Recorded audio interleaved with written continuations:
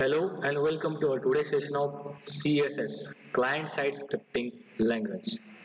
तर मागच्या सेशन मध्ये आपण टॉपिक नंबर 2 युनिट नंबर 2 हा कंप्लीट केलेला आहे आणि आजचा जो युनिट नंबर आहे तो युनिट आहे unit number 3. The name of unit is form and event handling. हा युनिट नंबर आपला तिसरा आहे. युनिट नंबर 3 चं नाव आहे तो आहे फॉर्म अँड इव्हेंट हँडलिंग.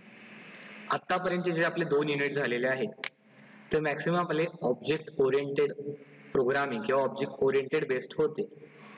त्याच्यात की आपल्याला जे सी असेल किंवा सीपीपी असेल जावा असेल ह्याच्यातल्या बऱ्याचशा ज्या गोष्टी होत्या जे की ऑब्जेक्ट ओरिएंटेड प्रोग्रामिंग मध्ये असतात त्या गोष्टी वेबवरती कशा परफॉर्म करायच्या याचा आपण 2 युनिट मध्ये त्याच्यावर डिस्कशन केलेलं आहे आणि त्याचे प्रॅक्टिकल्स आपण बघितलेले आहेत.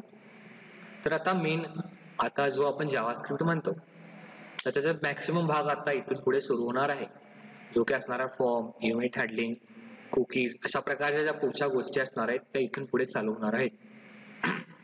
तर 2 युनिट मधला जो गोष्टी होत्या जो की आपला ऑब्जेक्ट ओरिएंटेड होत्या त्या गोष्टी पण आपल्याला आल्या पाहिजेत आणि त्याच्या रिलेटेडच जे आपला मेन जावास्क्रिप्ट आहे त्याच्या ज्या फंक्शनॅलिटीज आहेत त्याचा जो मेन सब्जेक्ट जो आपला काम असणार आहे त्याच्यातल्या गोष्टी पण आपल्याला आल्या पाहिजेत.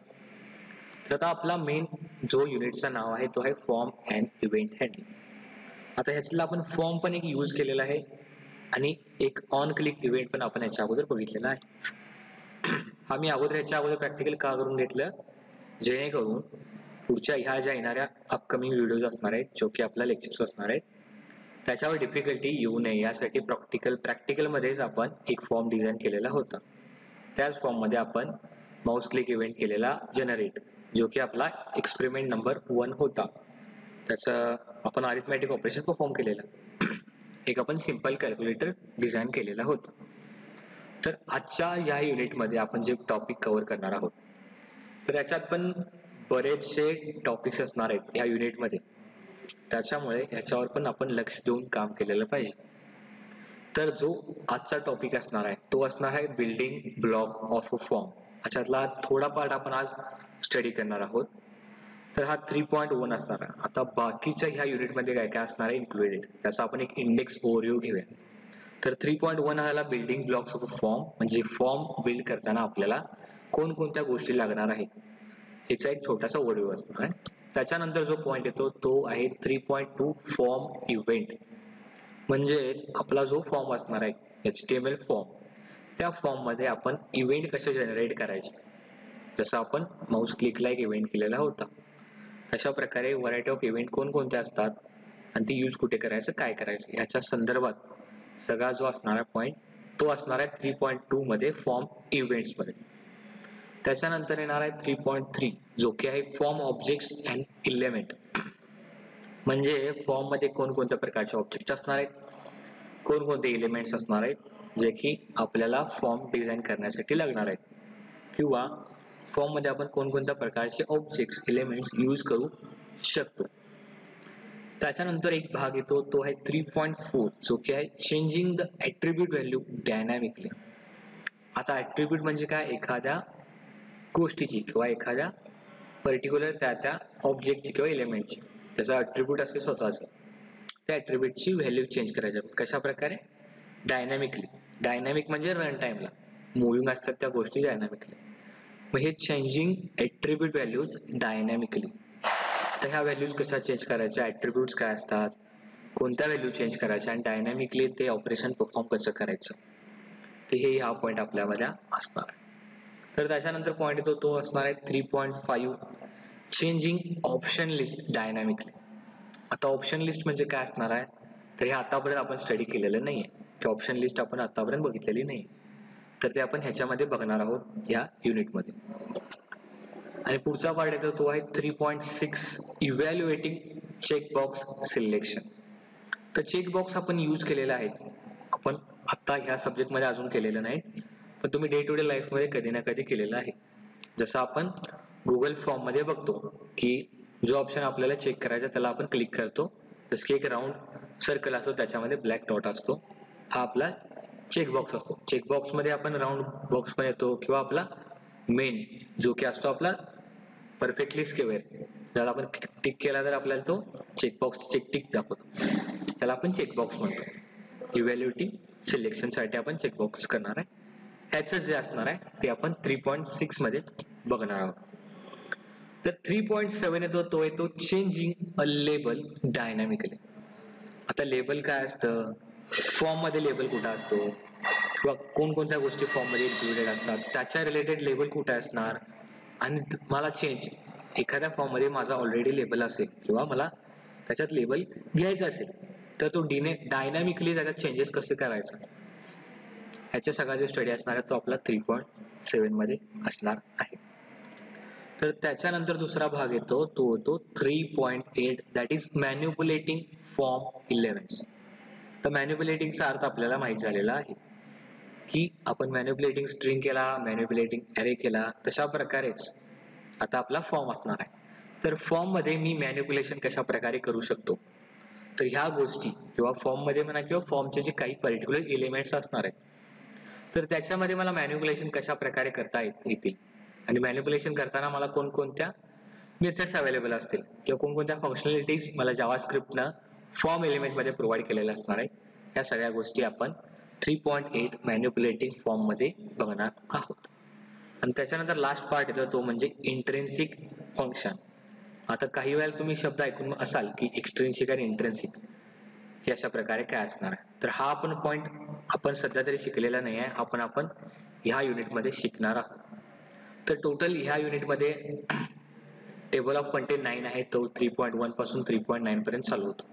तर इतका सगळा भाग आपल्याला असणार आहे जो की आपल्याला थोडाफार आपण बघितलेला आहे, थोडाफार आपण फर्स्ट टाइम या युनिटमध्ये बघणार आहोत.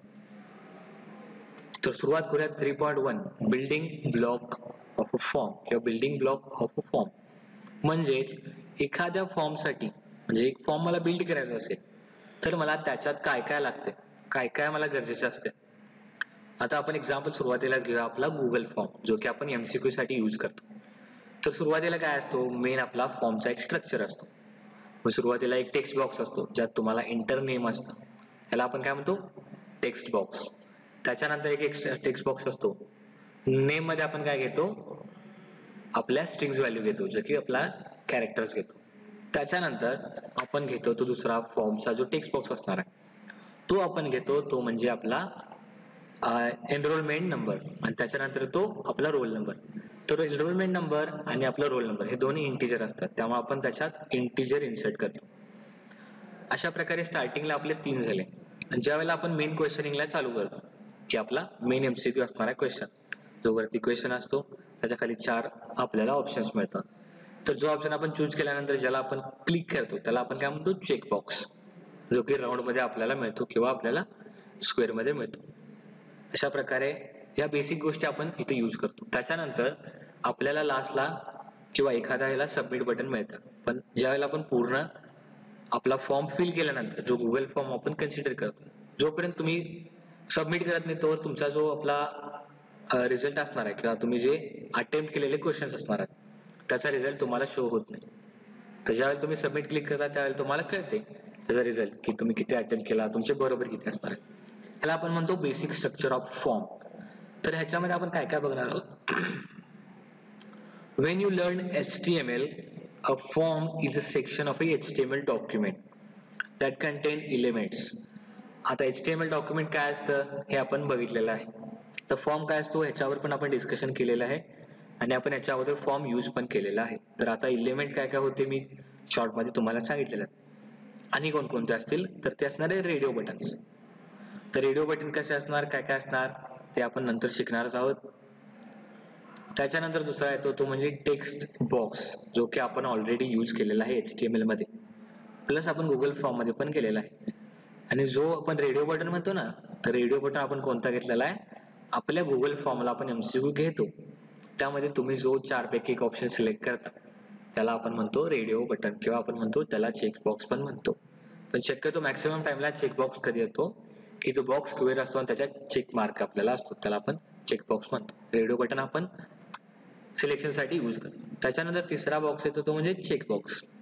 आता हे पूर्ण एलिमेंट असणार आहेत ते काय होल अँड सोल नसणार आहेत. आता ते थोडे जे असणार आहेत जे आपण आतापर्यंत यूज केलेत किंवा आपल्याला जे जास्त माहिती असणार आहेत त्याची इन्फॉर्मेशन येतात दिलेली आहे. आणि जे काही नवीन असतील किंवा बाकीचे असतील ते नंतर आपल्याला शिकायला मिळणारच आहेत.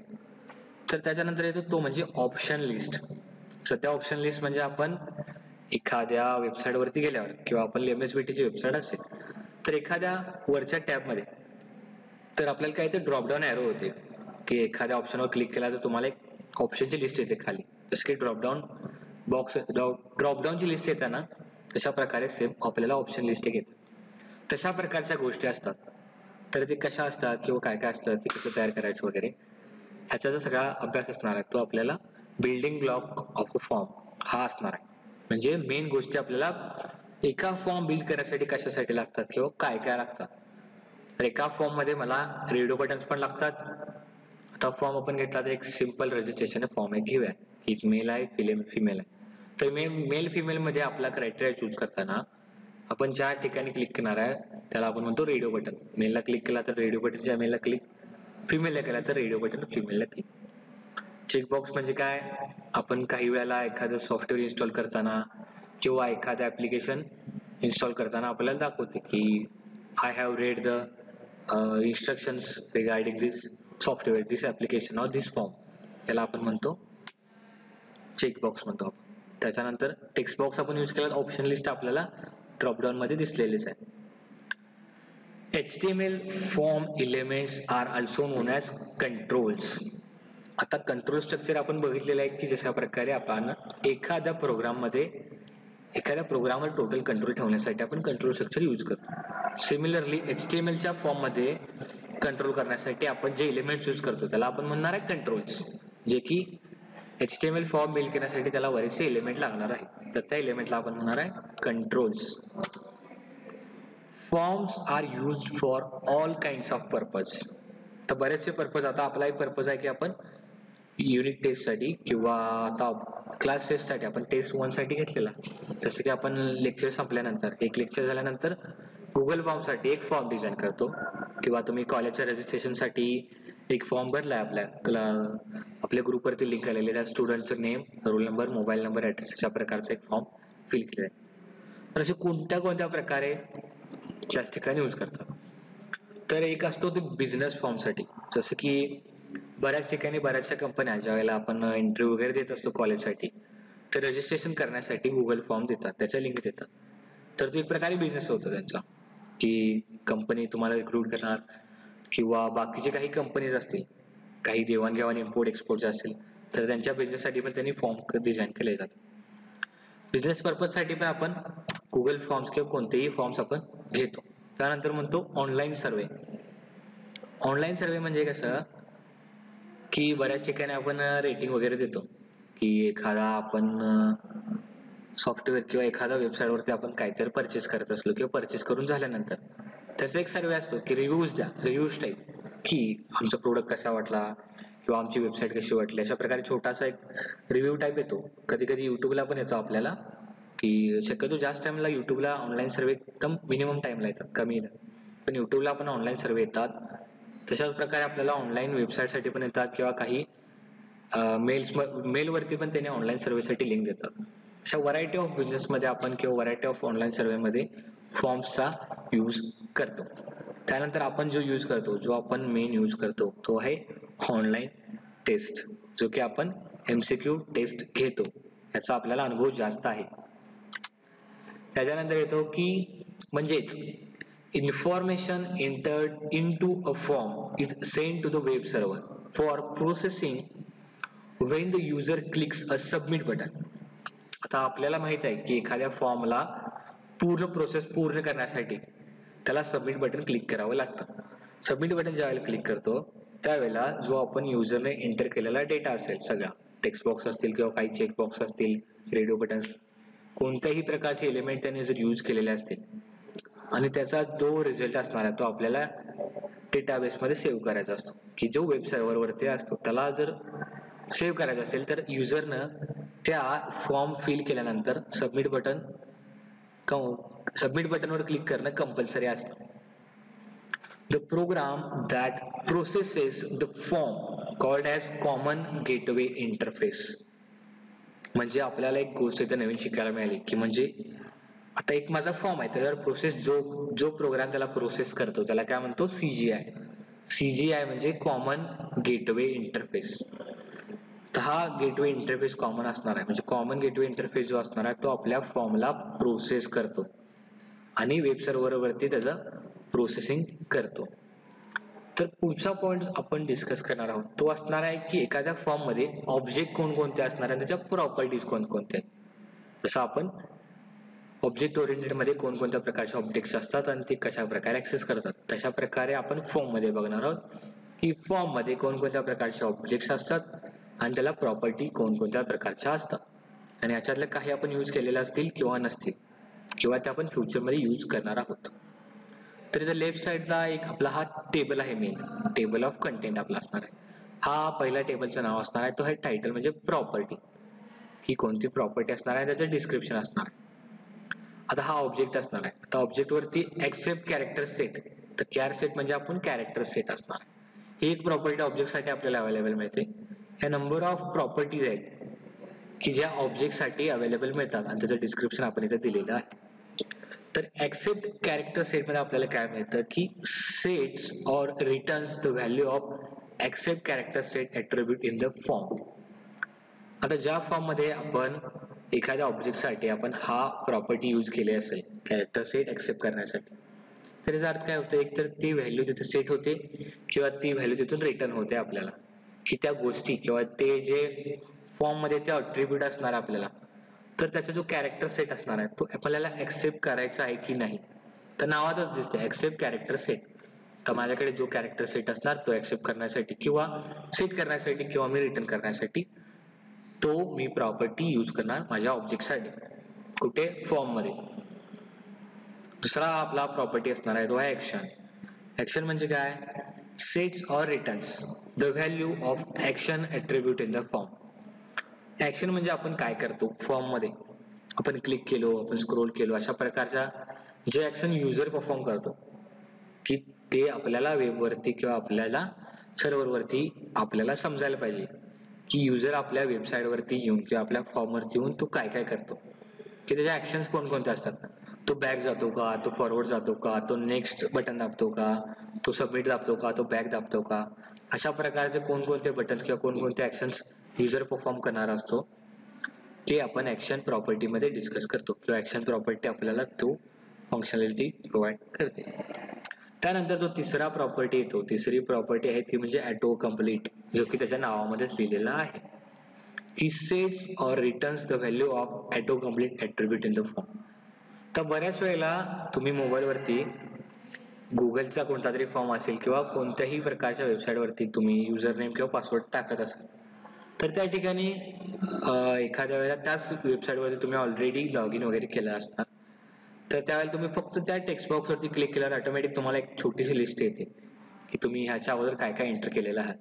आणि जर तुम्ही एकच एंटर केलं असेल तर तुम्हाला त्याचं सजेशन येतं की तुम्ही ह्याच्या अगोदर या टेक्स्ट बॉक्स मध्ये तुम्ही काय लिहिलेलं होतं आणि ते काय त्या डेटाबेस मध्ये सेव्ह झालेलं आहे. तर ते ऑटो कम्प्लीट करायचं काम अशा प्रकारे प्रॉपर्टी आपल्याला फॉर्म मध्ये मिळते. त्यानंतर येतो एन्कोडिंगचा पार्ट, अलायन्स ऑफ एन्क टाईप. तर हा एन्क टाईप हे काय असणार आहे, इथे एक नवीन प्रॉपर्टी आपल्याला असणार आहे जो की आहे इन्क्रिप्टेड टाईप. म्हणजे एखादी गोष्ट, आता मी युजरनं आपण समथिंग एक पासवर्ड टाईप केला तर तो पासवर्ड ऍज इट इज डेटाबेसला जात नाही, तर तो पासवर्ड असणार आहे किंवा आपला बऱ्याचशा वेबसाईट अशा असतात जे की लिगल असतात की त्याला सिक्युरिटी जास्त पाहिजे असते, त्या ठिकाणी काय करतात त्यांनी युजर कडून घेतलेला जो इनपुट असतो, जो की काही वेळेला ईमेल ऍड्रेस असेल किंवा पासवर्ड असतील किंवा त्याचे फोन नंबर्स वगैरे असतील, तर ते ऍज इट इज डेटाबेसला सेव्ह न करता त्याचं इन्क्रिप्शन करून त्यांनी डेटाबेसला सेव्ह करतात. आणि सेम ज्यावेळेला डेटाबेस मधून आपल्याला वेब पेज वरती लागलं नसतं, हवा असतं, त्यावेळेला सेम अनइन्क्रिप्ट करून त्याला आपल्या डेस्कटॉप वरती किंवा आपल्या स्क्रीनवरती त्याला वेबसाईट वरती शो केले जाते. तर हे इन्क्रिप्शन साठी, एन्कोडिंग साठी त्या गोष्टी यूज केलेल्या असतात. त्यानंतर येतो तो पार्ट येतो length, that returns the number of element in the form. म्हणजे आपण वर्ड एक्सेल पॉवर पॉईंट मध्ये बघितलेलं की खाली या बॉटम साईडला आपल्याला बऱ्यापैकी दिसत असतात की आपल्याला वर्ड किती आहेत, वर्ड काउंट काय असणार आहे. तशा प्रकारच्या जर आपल्याला एखाद्या गोष्टीची लेंथ हवी असेल तर आपण लेंथ प्रॉपर्टी यूज करणार. मेथड यूज करायचा, नेम यूज करायचा, नो व्हॅलिडेट यूज करायचा, नंबर व्हॅलिडेट. तर मेथड यूज करताना काय करतो, एक तर मेथड आपल्याला सेट करता येते किंवा रिटर्न करता येते त्याची value of the method attribute in the form. जशा प्रकारे ह्या प्रॉपर्टीज आपल्याला अवेलेबल आहेत तशा आपल्याला फंक्शन्स अवेलेबल होते ऑब्जेक्ट ओरिएंटेड मध्ये. तशा प्रकारे नेम असणार आहे तर ते काय करणार आहे, set or returns the value of name attribute. आता ज्या मेथड आपण यूज करणार आहे त्याचं स्वतःच एक ऍट्रिब्यूट असणार आहे, जो की मेथडचा असणार तर मेथड ऍट्रिब्यूट, नेम असेल तर नेम ऍट्रिब्यूट, परत इनक्रिप्ट टाइप असेल तर इनक्रिप्ट ऍट्रिब्यूट, ऑटो कम्प्लीट असेल तर ऑटो कम्प्लीट ऍट्रिब्यूट. अशा प्रकारच्या ज्या प्रॉपर्टी असतात त्याचा ऍट्रिब्यूट ऑलरेडी त्या फॉर्म मध्ये आपल्याला असणार आहे किंवा आपण त्याला डिफाईन करावं लागणार आहे. तर नो व्हॅलिडेट म्हणजे काय असणार आहे, set or return whether the form data should be validated or not on submission. आता आपण याच्या अगोदर डिस्कस केलेलं आहे की जावास्क्रिप्ट हे फॉर्म व्हॅलिडेशन साठी पण most of the time use केलेलं जातं, त्यामुळे नो व्हॅलिडेट ऑर व्हॅलिडेशन साठी हा पॉइंट येणं गरजेचं होतं. त्यानंतर येतो तो म्हणजे टार्गेट. टार्गेट कशासाठी असणार, टार्गेट ऍट्रिब्यूट साठी असणार की एखाद्या ऍट्रिब्यूटला टार्गेट करायचं असेल फॉर्म मध्ये असणार. आता आपण काय बघितल्या की फॉर्म ऑब्जेक्टच्या प्रॉपर्टी चेक केल्या. फॉर्म ऑब्जेक्टच्या प्रॉपर्टी, नंबर ऑफ प्रॉपर्टी आपण घेतल्या, त्या प्रॉपर्टी आपण काय करतो डिस्क्रिप्शन आपण आता डिस्कस केलेलं आहे. तर पुढचा पॉईंट येतो तो म्हणजे फॉर्म ऑब्जेक्ट मेथड. तर फॉर्म ऑब्जेक्टच्या प्रॉपर्टीज बघितल्या, आता फॉर्म ऑब्जेक्टच्या मेथड्स बघायच्या. म्हणजे एका फॉर्म मध्ये त्या ऑब्जेक्ट साठी किती प्रकारच्या मेथड आपल्याला अवेलेबल आहेत किंवा किती प्रकारच्या मेथड आपण यूज करू शकतो एका फॉर्म मध्ये. तर सध्या तरी आपल्याकडे 2 मेथड्स अवेलेबल आहेत एखाद्या फॉर्म साठी. तो पहिला मेथड असणार आहे तो रिसेट फॉर्म किंवा रिसेट मेथड किंवा सबमिट मेथड असतो. तर रिसेट मेथड मध्ये काय होणार आहे, आपला जो फॉर्म असणार आहे तो रिसेट होणार आहे आणि दुसरा असणार आहे सबमिट मेथड, जो की आपला जो फॉर्म असणार आहे तो सबमिट होणार आहे. तर ह्यातला सबमिट बटन आपण ऑलरेडी यूज केलेला आहे सबमिट मेथड साठी. सबमिट मेथड यूज करून आपण सबमिट बटन यूज केल्यानंतर आपला फॉर्म सबमिट कसा होतो आपल्याला माहित आहे गुगल फॉर्मचा. तर अशा प्रकारचे जे इंट्रोडक्शन टाइप होता आपला, जो की 3.1 building blocks of a form, ह्याच्यातला थोडा पार्ट आता आपण डिस्कस केलेला आहे. बिल्डिंग ब्लॉक्स साठी आपल्याला काय काय लागतं ते बघितलं फॉर्म साठी. त्याच्यानंतर फॉर्मच्या ऑब्जेक्ट प्रॉपर्टीज कोणत्या कोणत्या ते बघितलं. त्याच्यानंतर आपल्या फॉर्मच्या मेथड्स कोणत्या कोणत्या आहेत त्या आपण चेक केलेला आहे. आता हा तिसरा चॅप्टर परफेक्टली सुरुवात झालेली आहे. बाकीचे जे असणार आहे ते कंटिन्यू आपल्या नेक्स्ट सेशन पासून चालू होणार आहे.